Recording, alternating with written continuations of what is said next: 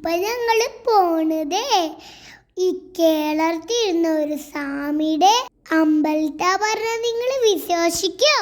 ഈ കാശ്മീരിലെ നമ്മുടെ കേരളത്തിലെ ശങ്കരാചാര്യയുടെ അമ്പലമുണ്ട്.